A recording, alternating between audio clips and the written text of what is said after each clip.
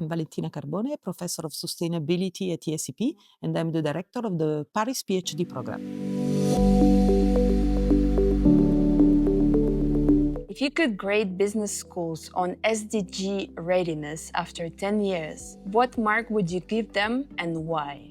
Okay, I think that I will grant business schools a C, but maybe I will give the same grade to SDGs as well.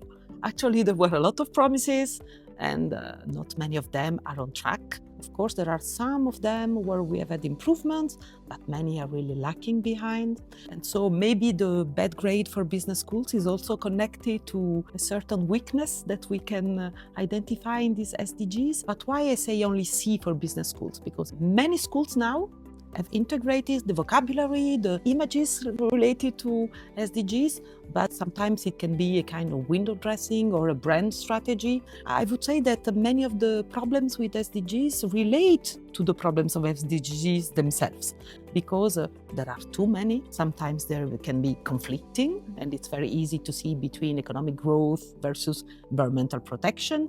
And so actually it's nice because it creates a unique framework which is applied to all the countries, but still the levers for true progress towards sustainability is limited, I would say. Isn't part of the problem that their strength, their aspirational and universal nature, is also their weakness, in that it can make them harder to put in practice? With this respect, definitely we have the nice part, the inspirational, creating a common enthusiasm movement around a common goal. After the Millennium Goals, these SDGs, they create these visions.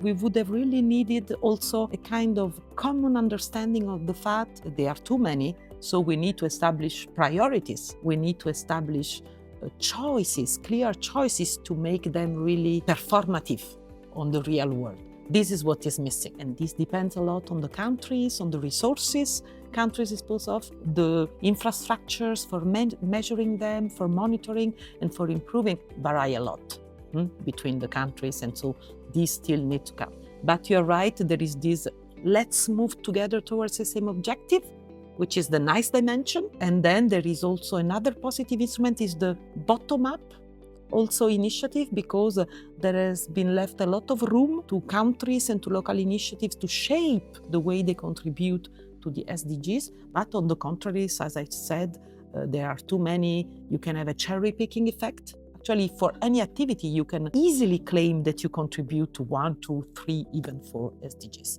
So dark sides and bright sides need to be taken into account to really assess the impact of SDGs. In your opinion, what is the most common misconception about teaching sustainability in business schools? I would say that the most common myth, but I hope we are overcoming this first wrong idea, is that adding a course on ethics, climate change, more recently biodiversity maybe, would be enough to steer the transformation.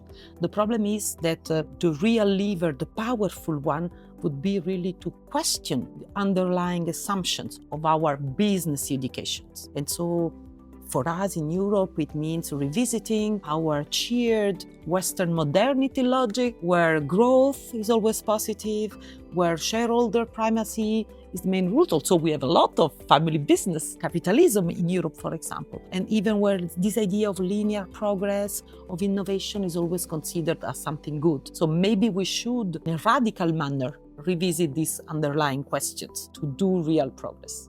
If you could redesign management education tomorrow with the SDGs in mind, what is the first thing you would change? The first thing I would do is to change the hierarchies of things that we do. I would first teach a lot of social, ecological boundaries, and then I would teach how businesses can thrive within those boundaries. Nowadays, we teach a certain way of business logic, and then we add here and there some ideas and raising awareness about the social and ecological boundaries. So I would invert this hierarchy.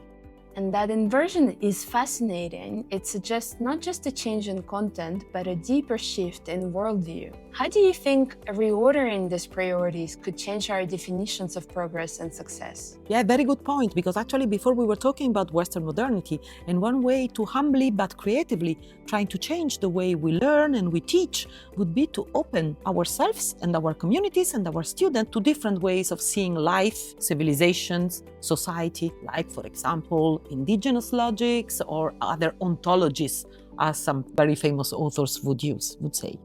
And who inspires you?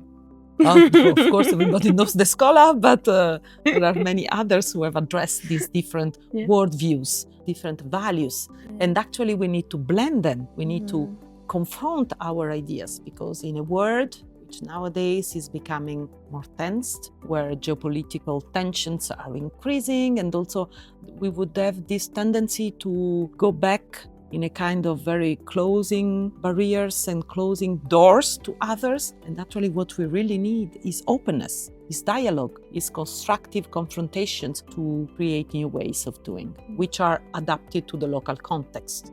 What is one message you would want today's students, the business leaders of 2030, to take away?